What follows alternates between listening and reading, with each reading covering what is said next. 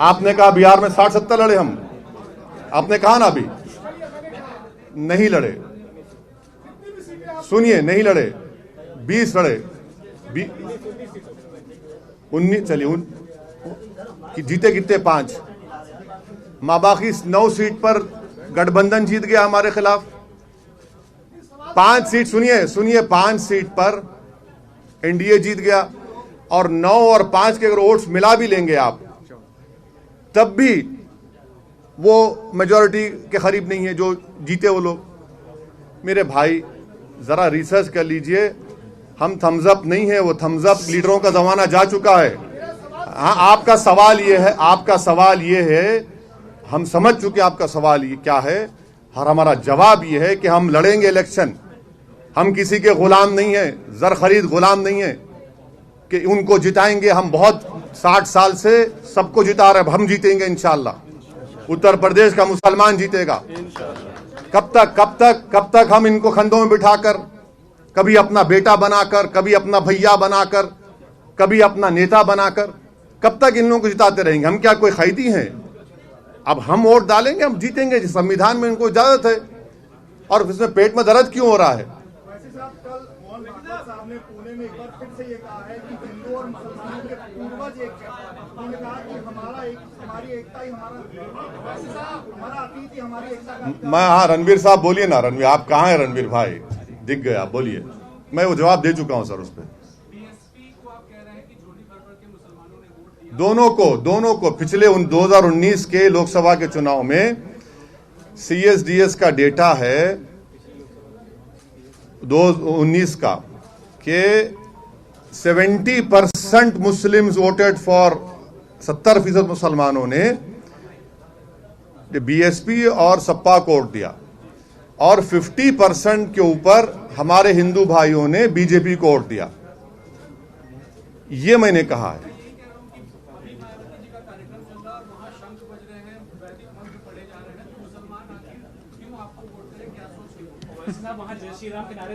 हाँ, नहीं, देखिए, वो उनके पार्टी का प्रोग्राम है, जो करते कर लें। हमारा जो पॉलिसी, हमारा जो पॉलिटिकल ऑब्जेक्टिव है, हमारा जो कोशिश है उत्तर प्रदेश में, वो आपके सामने रख रहा हूँ। यूपी के इस इलेक्शन में तालिबान भी एक मुद्दा होगा, आपका क्या सोचना है?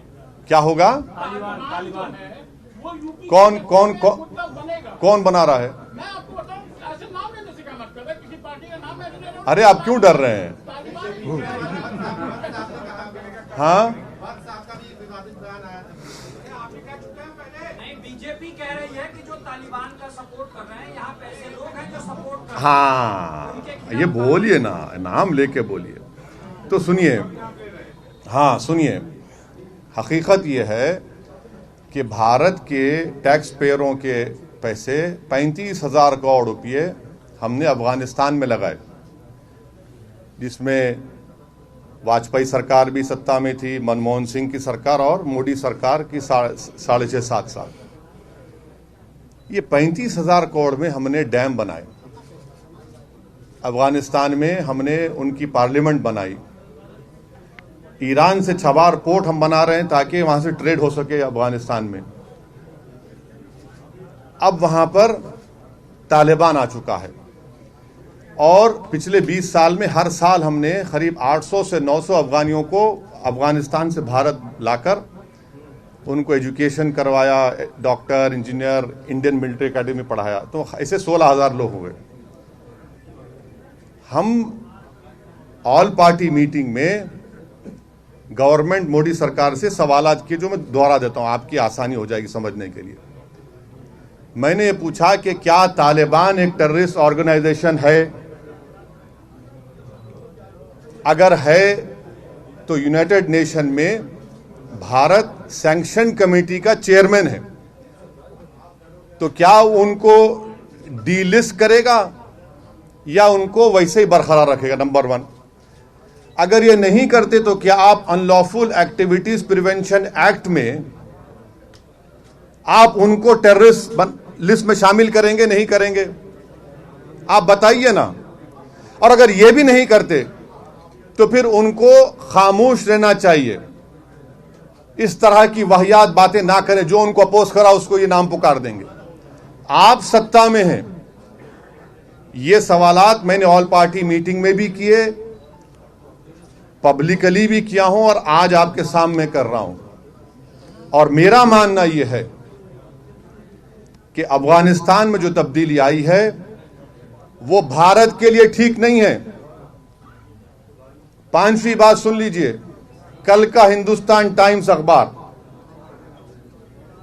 उन्होंने एक CIA के ऑपरेटिव चीफ जो अफगानिस्तान में अमेरिका की सीक्रेट एजेंसी, गुप्त एजेंसी के वहां पर जिम्मेदार थे, उन्होंने अपने इंटरव्यू में हिंदुस्तान टाइम्स को कहा कि भारत ने भारत के मुसलमानों को दूर करके, उनको एलिनेट करके बहुत बड़ी गलती की है।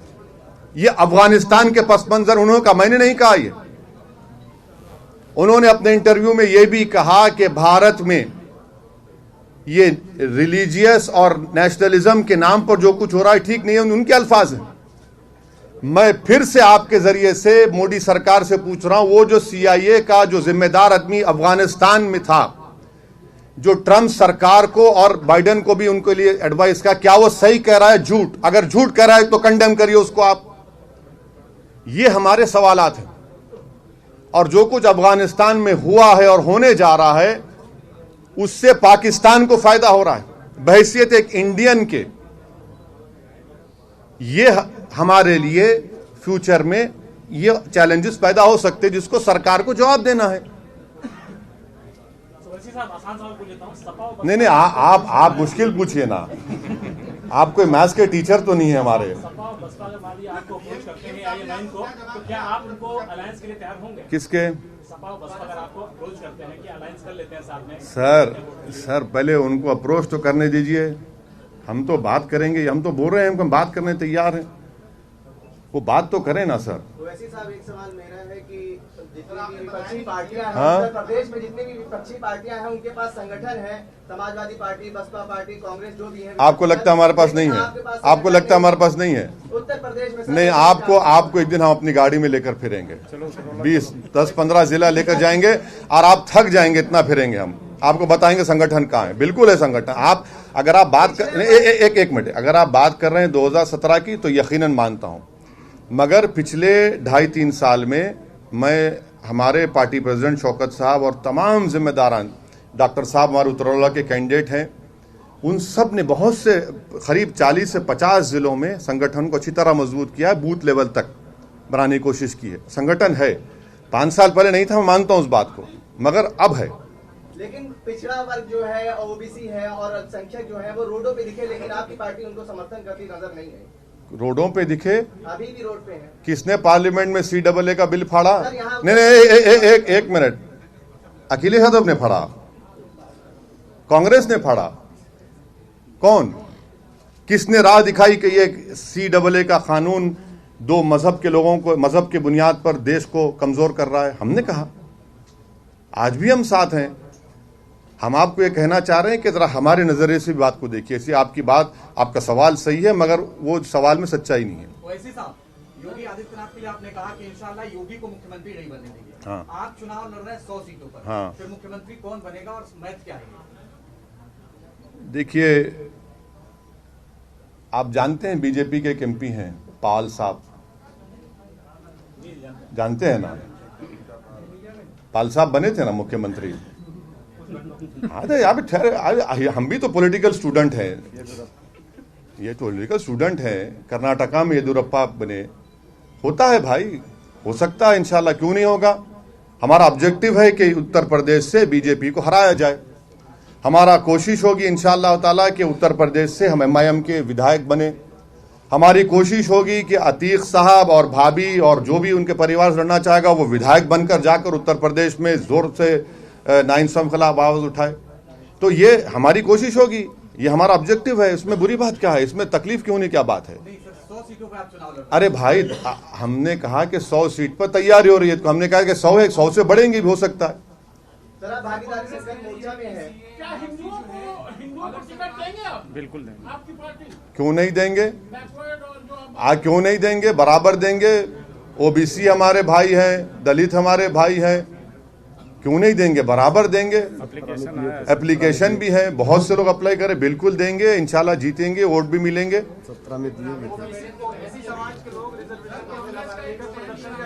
ओबीसी समाज के लोग